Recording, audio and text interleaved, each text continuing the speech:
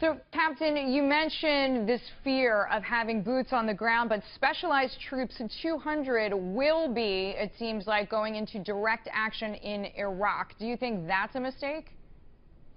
Well, it all depends on what their rules of engagement are and what kind of support we give them, because the last thing we want are some American troops in orange jumpsuits kneeling with their hands tied behind their back with some ISIS dude in in his little black getup and his ski mask standing next to him. That is the nightmare that we were going to have to deal with if we start putting these guys too far out in front.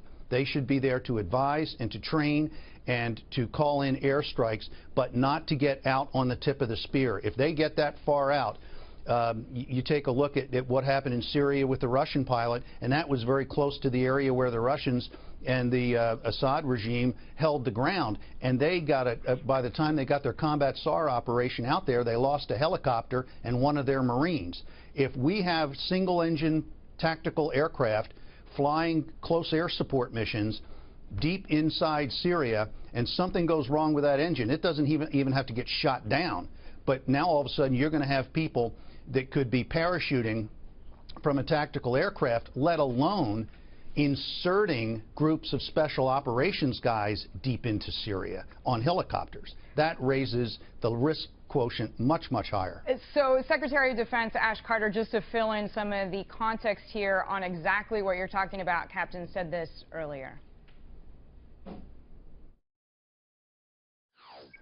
Government of Iraq, we're deploying a specialized expeditionary targeting force to assist Iraqi and Kurdish Peshmerga forces and put even more pressure on ISIL.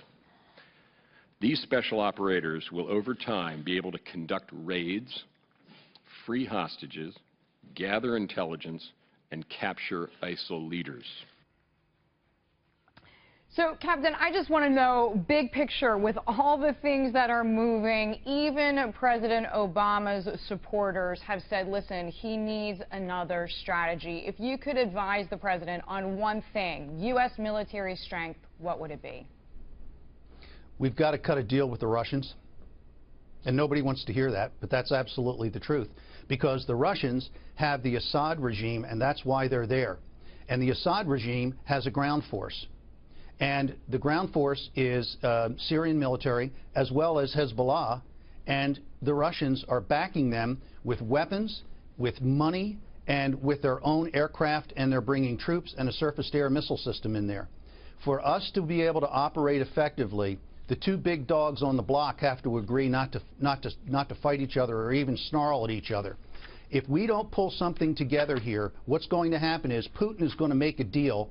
It's going to be with the rest of the Europeans and probably the Turks, despite the fact of that shoot-down. They're going to work out a deal with the Turks. And if that happens and the U.S. is on the sidelines, that will jeopardize the entire NATO structure. So, Captain, wait, when you say they will make a deal with the Turks, is that Russia's Putin or is that us when you say they? That is Russia. Russia will make a deal. Yes, ma'am. They will make a deal because it's in their best interest, because Putin's objective is very clear. He is going to maintain the Assad regime in power until a political situation can be arranged where they can negotiate a transfer of power. I don't think they're all wrapped up in Assad per se, but they are wrapped up in the power structure of the current Syrian government. Because, Captain, I'm sure you saw this, but the president of Russia, Putin, I mean, he canceled basically every outstanding business agreement. I mean, he seemed to want to punish Turkey pretty quickly. He does, and Putin doesn't get mad. He gets even. He really does. And so, yes, he's canceled travel restrictions. There are 90,000 Turks who work in Russia, and so they're in jeopardy. But by the same token, Turkey is the #2 trading partner with Russia, only next to Germany. And from the Turks' perspective, they import 55 to 60% of their natural gas and 30% of their oil from Russia. And Russia needs that money. They need that foreign currency because if you look at depressed oil prices, energy prices in general, the Russian economy is suffering, and there are also the embargoes and the restrictions that the U.S. has put on the Russians because of their bad acts in the Ukraine and Crimea.